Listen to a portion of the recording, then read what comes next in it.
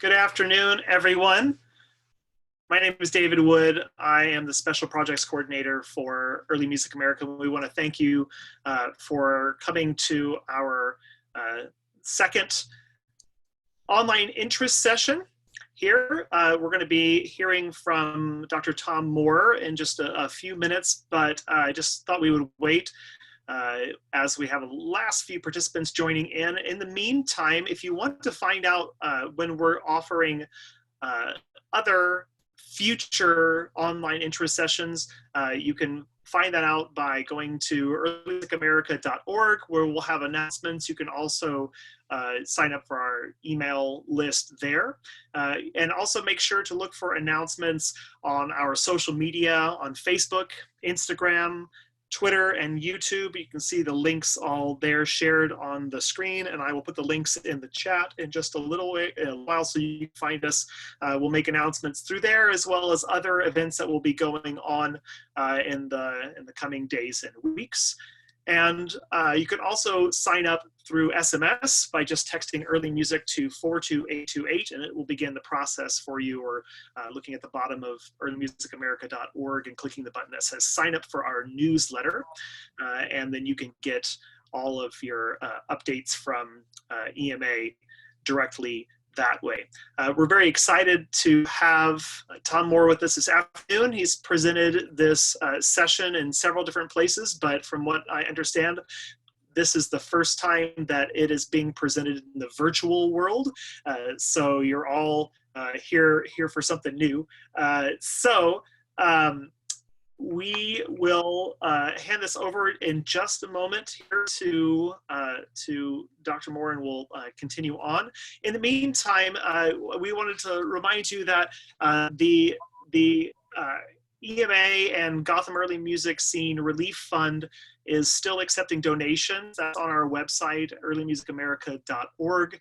And we are continuing to accept donations, and we'll be issuing assistance to early musicians in need as the fund allows. And that's continuing until tomorrow, March the 31st, when EMA will be closing that application at least for a while and reassessing the need. And we have already served over 170 musicians. So any donations that you could feel free to make, you can do that at earlymusicamerika.org by clicking on the donate button, or considering becoming a member of Early Music America if you'd like to support the mission of early music in North America. So without any further announcements, I'd like to hand this over to Dr. Moore, and we will go from there. And Tom, you can just let me know when you want me to throw up your slides, and we'll go from there. Sure. First of all, let me say that I'm honored to be included in this series, and I'm very happy to be able to share this. Those who know me know that this is a passion of mine. And why don't we just get started with the slides? All right. So, welcome everybody. This lecture is something that had its origin in an invitation by Professor Michael Lind from Oberlin. He invited me to come out and do a lecture on this as part of his project presenting French flute music, which included performances of music from this period, both on period flutes and on modern flutes. Was a big success, and it also included an exhibit of flutes from his extensive collection. In fact, the image you see on the first slide is from his collection. That's an English style flute. You can see it's got the small holes, and typically they're made of boxwood. So the further origin of this session is that I was somebody who started in the recorder world. I was a student of John Tyson, and then I went into the flute when I was in graduate school with Herb Myers. And so I didn't have the traditional flute background, which was studying with an open hole silver flute and working with the Tafanal and Gobert method. I came from a completely different perspective. However, I have worked with a lot of people in that world, and it's my experience that those flutists have a story about the flute repertoire, which I have discovered is completely unrelated to the truth. And so that's where we're going to go this afternoon. Next slide, please. So y'all are in the early music world. Sometimes I give this and people are not familiar with the background of the early music world, and I'll go through this pretty quickly. But I remember the first time I heard Baroque flutes in concert was in the 1970s. They were pretty rare back in those days. Franz Bruggen would play regular concerts on his recorder, and by around 1979, 1980, I remember him doing a recital which included Baroque flute at Jordan Hall in Boston, but it was still very rare. I went to graduate school at Stanford in 1978, and the first LP that I heard of Baroque flute music was Stephen Preston doing La Barre. And within the next few years after that, it started to be reasonably common to have recordings on the one-key Baroque style instrument. Even when I was in graduate school in 78 through 82, it was very difficult to have access to 18th century flute music. Michael Lynn started to publish some facsimile editions in the United States, and then we started to have facsimile editions published from Italy and from later from the United States, performers' facsimiles. And so it became a little easier to get a hold of stuff. In those days, if you wanted something that was more rare, you had to order a microfilm directly from the library that held it. Next slide, please. So the story that you will hear from many standard flute professors is that there wasn't any flute music of interest in the 19th century. Oh, there's this wonderful flute repertoire from Bach and Telemann and even Bois-Mortier, but you wouldn't want to listen to any of the stuff that was produced in the 19th century. And the people that we think of as the greats, who are almost all Germans or Viennese, well, they didn't write anything worth hearing for flute. You think about the Beethoven variations, those are not very good quality Beethoven, and if we do have the Schubert variations, well, that's the exception. And everything else from the Romantic period, at least according to your flute professors in the United States or elsewhere, is not very interesting. It's just a simple display, no musical substance to it. These people weren't composers, they were flutists. That's the sort of thing we usually hear. Next, please. So the actual reality of the situation is that this was the absolute peak moment for the flute. So this period, 1800 to 1850, has an immense, absolutely immense repertoire.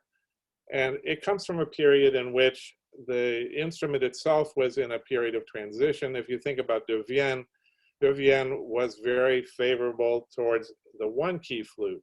By Tortochot, those sort of makers from France. And we had this transition which went from the one-key flute to the four-key flute, then the five-key flute, six-key flute, eight-key flute. And these transitions took places in different places at different times. So before the Böhm flute was invented, the most sophisticated flutes in terms of technology probably came from the Viennese orbit with 8 keys, 9 keys, 10 keys.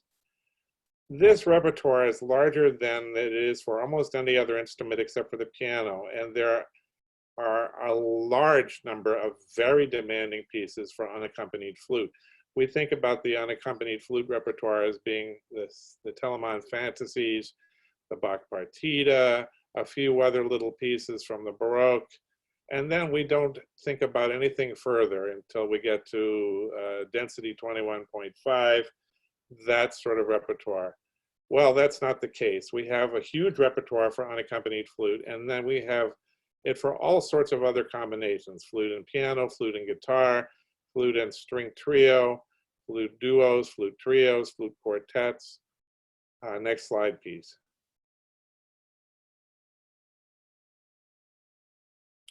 So why do we have this situation where the reality is one thing and the image of the reality is completely separate? So it's not usually the case that musicologists are flutists. I can think of only a few: Steve Zone, Gene Swack. There is not a single flutist who is mentioned in the Taruscan history, which is the standard history these days. Flutists themselves are rarely musicologists. So the number of people who have performing flute positions, the number of those who have musicology backgrounds is small. We have a tendency in the flute world to focus on the narrow French repertoire from 1880 to 1920, or on contemporary works. There's almost no modern editions of this repertoire. And the fact that we have this fable about the non-existence of flute music means that this music librarians are not going after making the original sources available. The music that survives often is in bound collections. Why? If you think about surviving piano music, often it survives in large collections, collected editions, and so forth. But actually, piano music also survives in these bound collections, exactly because it was bound. You have a nice leather binding. Somebody wants to keep this as a physical object. However, libraries in general, and I speak as a librarian, usually don't like to catalog this material. The fact that it's all in a separate, in a single volume, maybe 20, 25 pieces in a volume, that's a lot of work for a cataloger to do. So the ones who do have these collections usually don't catalog them, or only catalog them in part. And this is true of even the greatest libraries and the greatest collections like Harvard, Oberlin, the wonderful Hitchcock collection at Florida State University. Many of these things are not cataloged. Even the Dayton Miller collection at the Library of Congress is barely cataloged. Next, please. So just I mentioned a little bit about the instrument. I had never had an experience with period flutes until about 10, 12 years ago, and started collecting them and realized that in fact, the 4-key, the 5-key, even the 8-key flute is much closer in some ways to the traverso than it is to the Böhm flute, much closer. So if you're used to playing a traverso, I bet you many of us are, to pick up a 4-key flute is not so different. It has another 3 keys that give us a better sound on some important notes like the E sharp, the G sharp, the A sharp, but the rest of the fingerings are basically the same. The flutes in Austria are more complicated, and they seem to have made flutes where they could rely on the fact that their keys were going to work and the pads were going to close. However, in France, until Toulouse retired, the 5-key flute was standard, and it went on to be standard throughout the 19th century until well into the 20th century in the universe of places that were affected by French culture, like, for example, Cuba and Latin America. So if we think about the fact that the earliest Böhm system flute was invented in the early 1830s and not perfected until the late 1840s, we still have a huge amount of people and a huge amount of music that was written for the simple system flute, not the Böhm system flute. Next, please. So when I produced this lecture, I thought, I want to really show people just how wrong this notion is. So I tried to come up with a list of about 50 composers who had a substantial activity, a substantial production for the flute. And there's, I think, another 2 or 3 slides after this one in alphabetical order. Some few of these names are familiar to people who play modern flute. For example, Berbiguier, I think his exercises are still used. Fürstenau is known for his book about the flute. I think almost nobody else on this first slide is a name that will be familiar. Next, please. And I've also noted who is in the Grove Dictionary. As you can see, it's almost nobody. Of this slide, there's still some Kummer that you hear now and then. Nicholson is famous because he was the stimulus for Böhm to invent his Böhm flute. He played an English style flute with big holes, and the English, whether they were playing pianos or flutes, they liked things that were loud. I suppose that means that London was a loud place. But the fact was that when the continental flutists came to England, they had a tone that was weak as far as the English were concerned. So that's Nicholson. Next, please.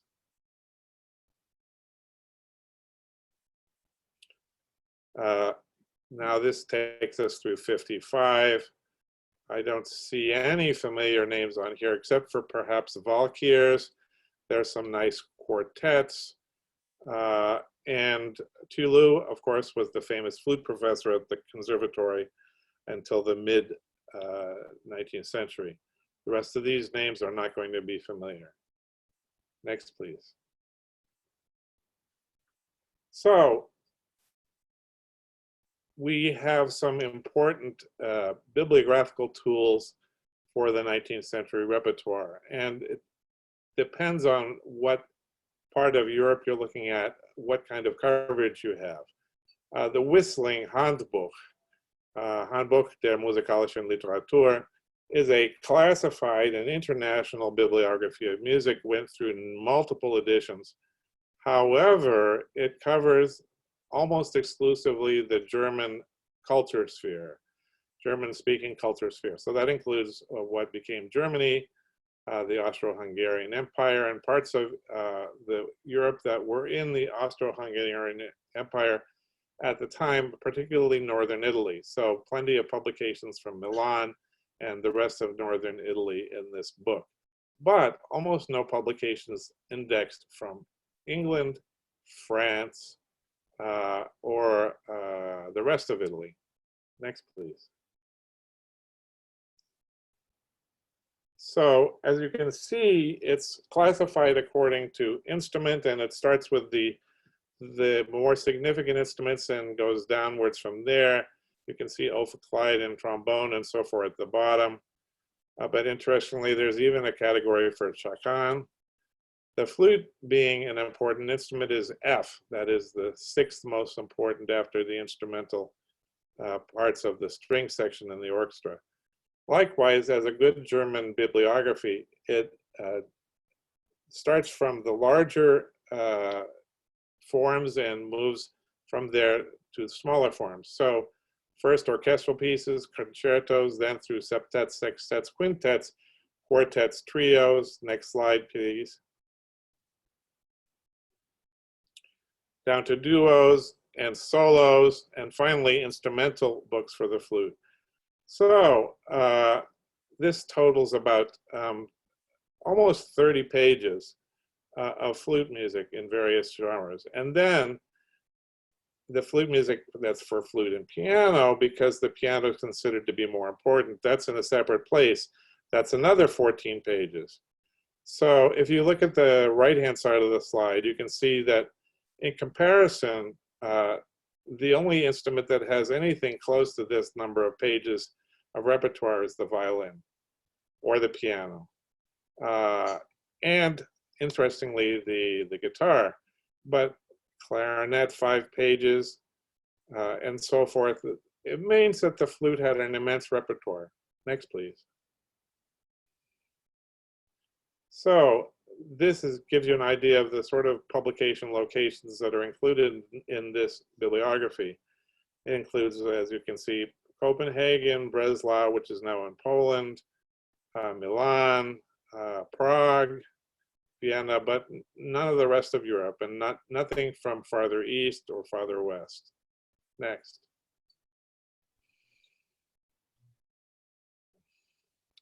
So I tried to make a good guess at how many composers there are for flute in this bibliographical work.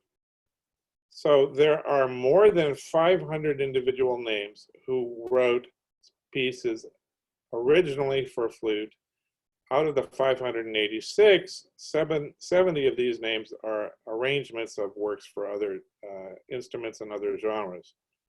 But we don't have only 50 unknown composers for the flute. We have 500, at least 500 unknown composers for the flute, given that this doesn't cover Italy or France or England. Next, please. So this is just to give you, again, a little view of what's in this bibliography in terms of names. This is just the B's. Again, we see Berbigier. I don't think we know any of these other names. Next slide. Briccialdi. Everybody still knows Briccialdi. Next, please. But as you can see, virtually none of these names are remembered today. This does not mean they're not in our libraries. And it does not mean this music is not actually still for sale in the music trade. But it does mean we don't know these names. So just to move into the 20th century, Maximilian Schwedler is known as the inventor of a refined simple system flute. And he was the last really major player of the conical bore simple system flute. He was the principal flutist in the Gewandhaus Orchestra until 1917. He went on to teach in Leipzig until 1932. This is within the memory of people who are still alive, just barely. And he wrote a Catechism of the Flute, which went into 3 editions, the most recent one being in 1923. Next, please. So I think this is interesting because it gives us a view of what a professional flutist in Leipzig would have known in 1923. You can see the Anderson etudes, which are still very popular, but there's also Berbigier, Drouet, Fürstenau, Krakamp. Next, please. And this is a selection of works for the flute, not flute methods. And again, you can see there are some of these names that were familiar a century before, but many of them are no longer here. And there's beginning to be a revival of the 18th century repertoire. You can see the works of Frederick the Great are listed there, and Handel. Next, please. So this just gives you an idea of about how much of this repertoire is available, let's say, in the commercial recording industry. And you can go and listen to these on Spotify. But again, it's very small. Next, please. So these next slides are just samples of the sort of repertoire that these 50 out of 500 composers and flutists were producing. And remember, these were people who played the flute. They were not primarily composers in the sense that they didn't write operas, they didn't write orchestral works. Their main focus was producing instrumental music for the instrument that they played, which meant that it, of course, is very well written for the instrument. This particular image that you're seeing is by Andrew Ashe, who was an Irish flutist active in London. The image that you see is a clip from a manuscript collection in the Hitchcock collection that has about 5 huge manuscript volumes, which include transcriptions and includes sources for things that one cannot find elsewhere. So this is a very typical genre, and it includes, this genre is Celtic melodies with elaborations and ornamentations and variations, very common. There's many of these from Nicholson, for example. Next, please.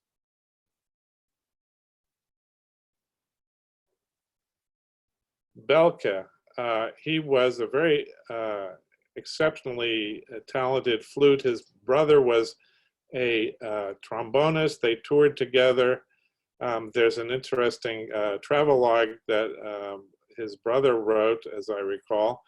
And this is an example of his later set of 3 caprices. And one of the things that's included in this is an arrangement of the chromatic fantasy and fugue of Bach for unaccompanied flute. I imagine playing that on your traverso. Well, that's what he was doing. Next, please. This is a flutist from France who died tragically early, didn't leave very much music. This is from the library at the University of California at Berkeley, which kindly scanned it for me. Next. Berbizier, a very prolific, very important flutist from the conservatory. Again, this is for a simple system flute. It's usually, many of the works require facility in the very uppermost register. This is written for the English market, and so you can see it's a little bit simpler, a little bit lower. Anyway, I think this is a very interesting composer who is known for his studies, but not for his serious musical works. Next. Behrens, this is a very important composer. It's not actually quite clear what his first name is. I think it's Conrad. You can see this is opus 36, and this is a set of, it's a potpourri on themes from an opera. So rather than having simply a set of variations, he has created a long concert work, maybe 12 or 13 minutes long, which reflects the contents of the opera, some of its lyrics, some of its sets of variations. I think it would be an excellent concert work for an unaccompanied performance. Next. Camus was from the Parisian school. He was one of the adopters, as I recall, of the Böhm flute when it was introduced there. And again, these are mostly fantasies. Many of them are based on operatic themes. This is one of the things that mitigates against people taking this music seriously, is that it's not original abstract music. Well, most of the repertoire for every instrument had something to do with the opera. If you think about Liszt and the huge number of arrangements and transcriptions he makes, this is characteristic for the 19th century in general. Thank you. Oh, I'm sorry. Next, please. Courtiniers. This, as you can see, is opus 48. He was active in England quite a lot. And there's just a huge repertoire. If you think about the fact that this is a set of 6 fantasies for solo unaccompanied flute, and this is opus 48, you can do the math. Probably well over 200 individual works. And they're quite interesting and beautifully written for the flute. This particular one is from the collection at Florida State University, which has most of these. They certainly don't have the complete works, but they have a substantial amount. Next. Raphael Dressler was an important German flutist. He was also active in England as well. This is a wonderful collection, which is, this was taken from the Hitchcock collection at FSU. This was published, as you can see, by Simrock, but the original edition was in England and was published in 2 volumes. This is just the first volume. The entire large collection is digitized by the University of Toronto, and you can download it directly from their website. Next, please. Drouet. Drouet was perhaps the most exceptionally talented flutist of the early 19th century. And this is from his very first collection. You can see the Petite Récréation, which is 14 airs with variations. It's very technically challenging, particularly because it's all way up in the 3rd octave. This is from the collection, again, at FSU. There are also some other editions that are available around the internet.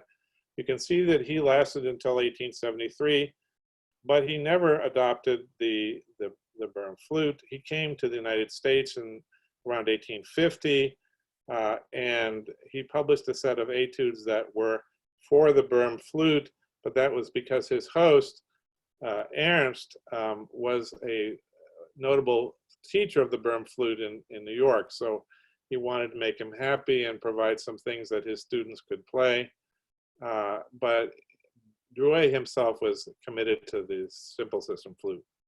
Next, please. So this is just to show you how much is out there that you might never find. I found Mr. Elisa Bosch Mariton with 1 work listed in whistling, and then I went to dig. And in fact, even though there's only 1 work listed in whistling, he has several dozen pieces at the National Library in Paris. Unfortunately, none of them have been digitized yet. And that's true for almost all of this music. Some of it in France has been digitized, but there's an immense amount of stuff that has not yet been digitized. And I keep on checking the library website on a regular basis to see what's new there. But for example, Mr. Mariton is not represented at the Gallica collection yet. Next, please.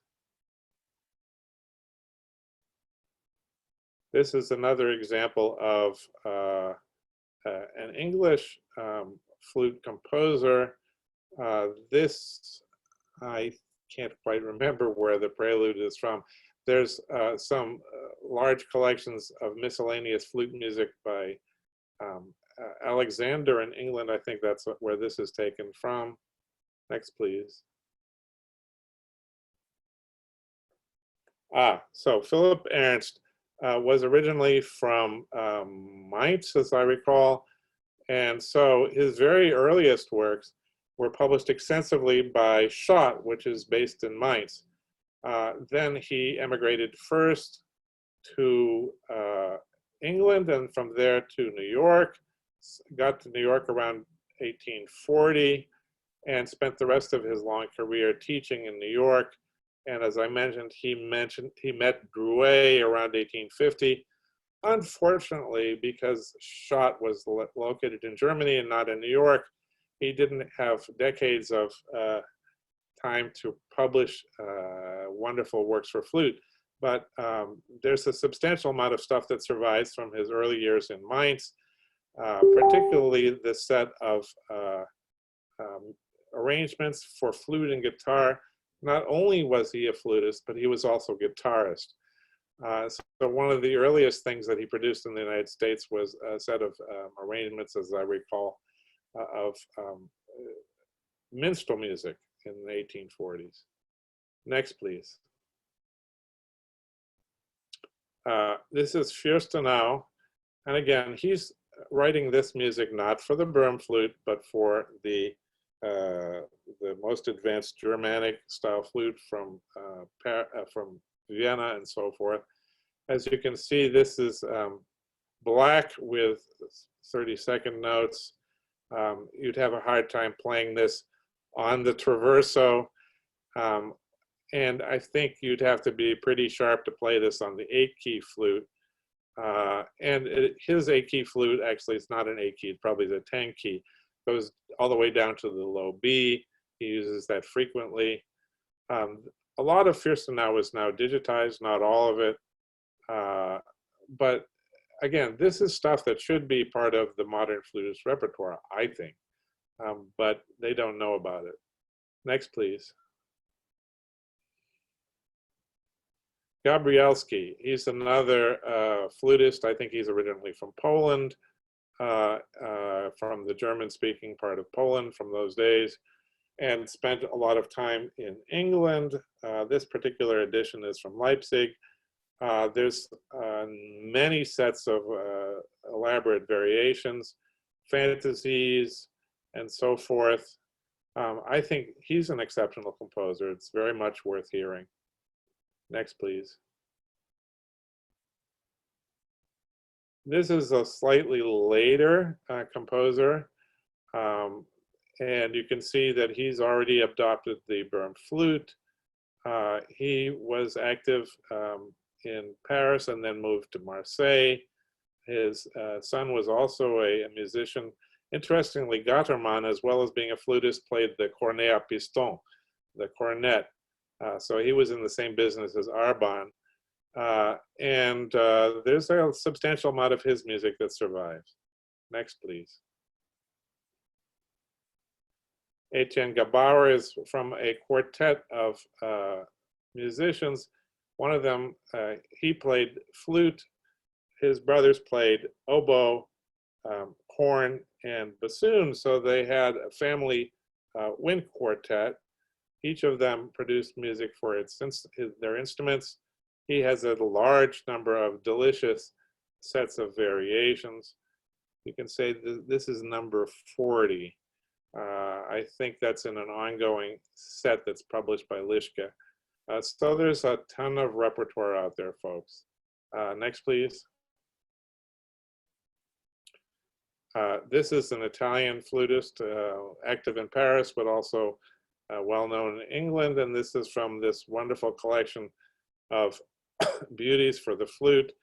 Michael Lynn has, I think, most of this collection in his personal library. Next, please.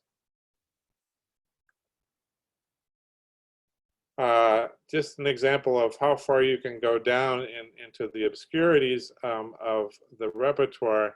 This was a military man, as you can see. He dedicated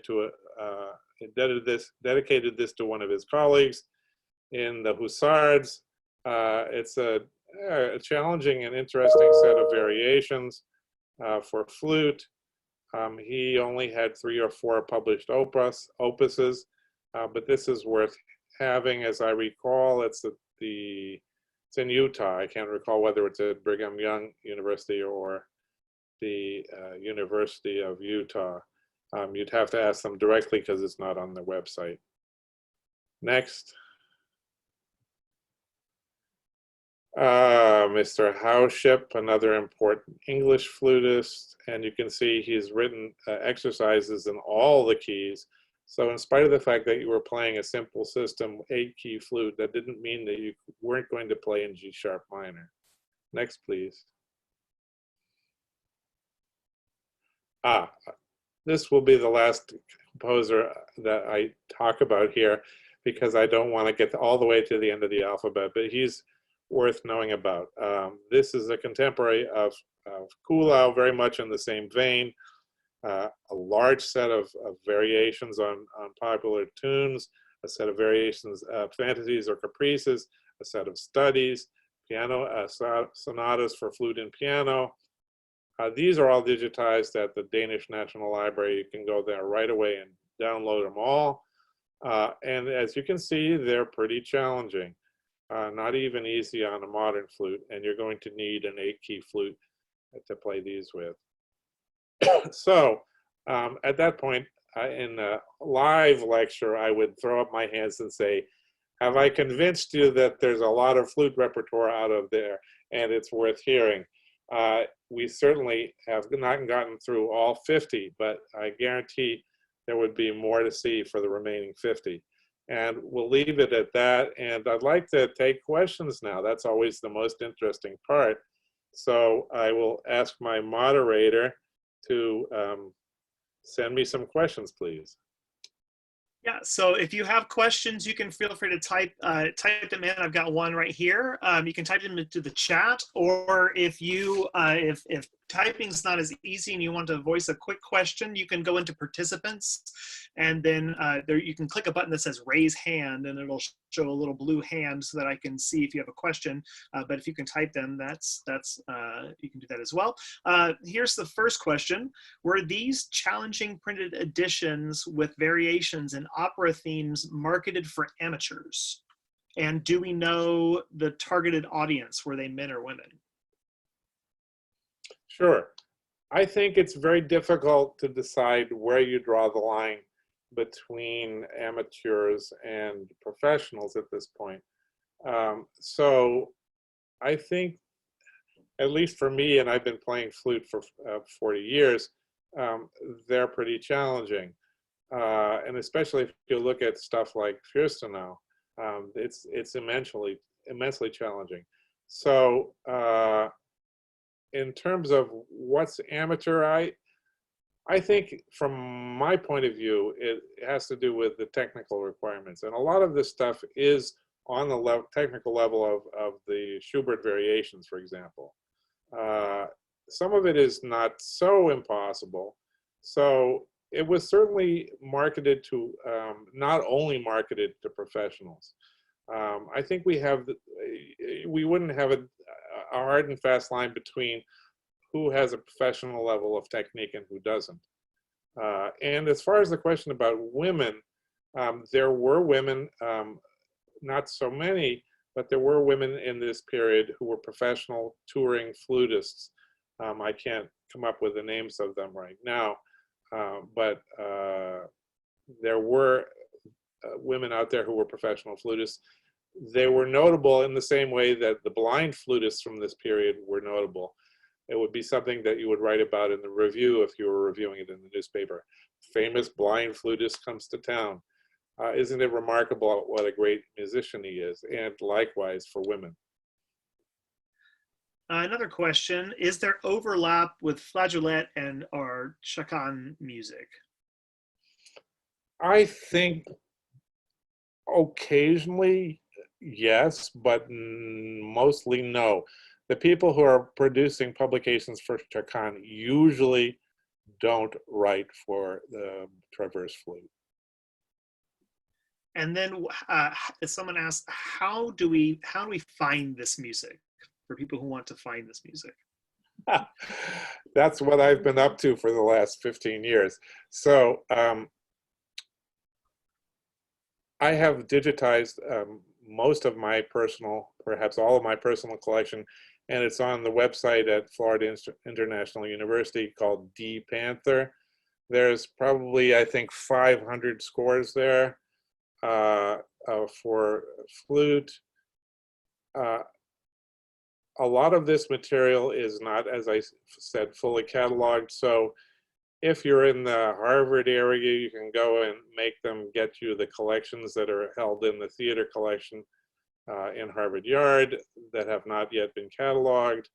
Likewise, if you're in range of Yale, there's a very substantial collection of material there that has not yet been digitized. And a lot of these things, you can find them at national libraries, like the French National Library has a substantial number, the Danish National Library, various state libraries in Germany. But it's also worth saying that if you go to abbooks.com or even to eBay, you can find some very interesting things. A couple of years ago, there was a wonderful collection on eBay, and it was for sale for $500, and that was more money than I had at the time. But I pointed it out to Michael Lynn, and he got it for $400. Now it's in his collection, and I hope that eventually it'll be accessible. Right now, you would have to ask him directly about getting access to it. So go and look at these places like abbooks.com.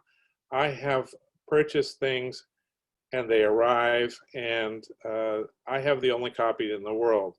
Not even another copy is found at places like the French National Library. So the more of this we can vacuum up off the internet and share with each other, the better. I hope that helps. And please write me directly. If I don't know, I don't think too many other people are going to know.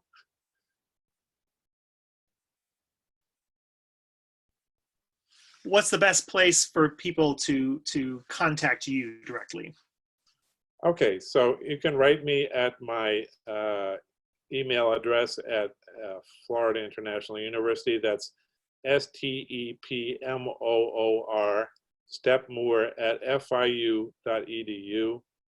You can also write me at my personal email, which is QUERFLOTE, no umlaut, at gmail.com.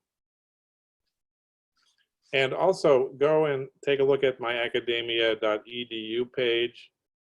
That's got all the articles that I've been writing on this repertoire. Doesn't have the scores, but it has all my historical and bibliographical work about this material.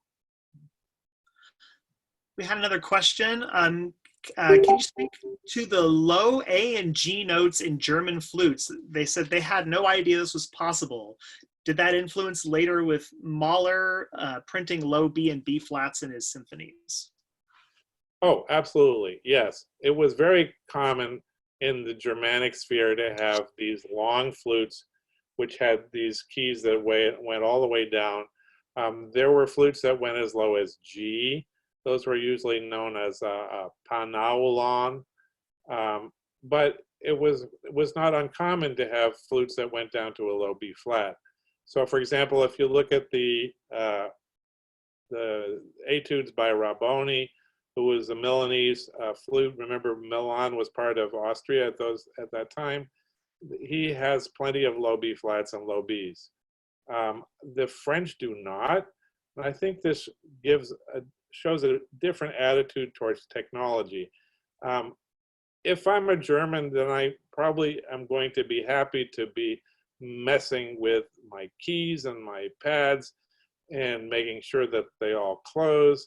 And maybe I even have somebody in town who can do it for me if I pay them. Whereas if you have a simple system flute that does not have a C foot, that is, it goes down only to the D of the traverso, then all the keys that you have on the instrument are keys in which you push a lever down and it opens a hole. The technology in which you push something down and it closes a hole is much more problematical to keep maintained properly. So the French only have these 5-key flutes, and the 5 keys only open holes. The E flat key, the E sharp key, the G sharp key, the A sharp key, and the C key. Those are all you need. And really, that's all you need to play anything by Toulouse. You should be able to play anything by Toulouse. Toulouse does not need a long F key, precisely because the French keys are designed so that the forked fingering for F still works. So if you want to make a transition from traverso to a simple system flute, probably the easiest thing to do is go to the 5-key French flute. And then you don't have to worry about maintaining your low keys that don't close properly.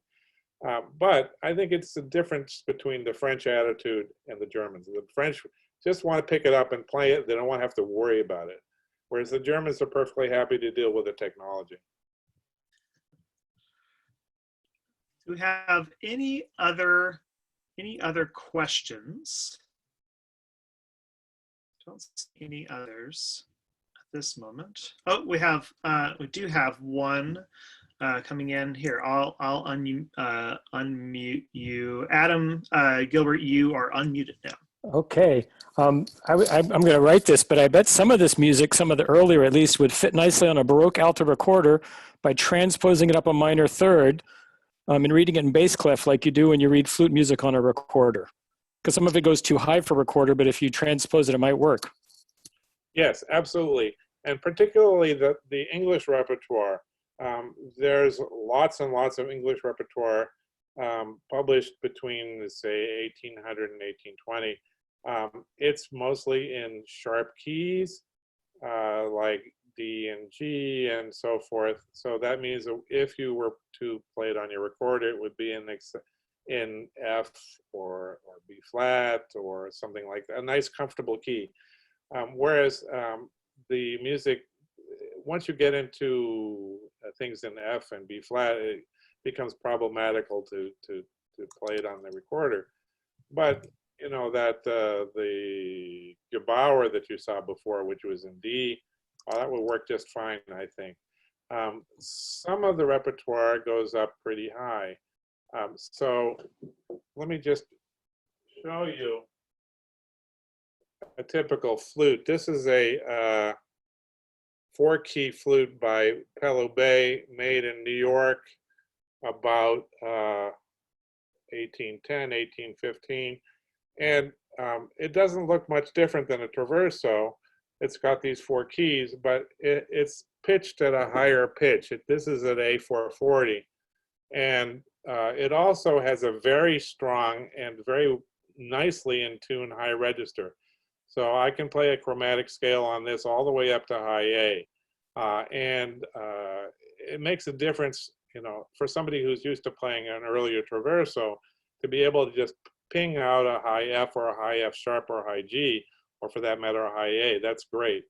And some of the repertoire absolutely requires that. You wouldn't be able to do it so easily on a recorder. Any other questions?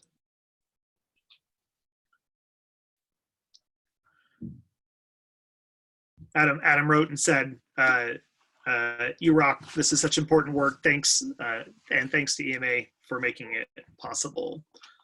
Other questions? We've got a couple of minutes if we need to.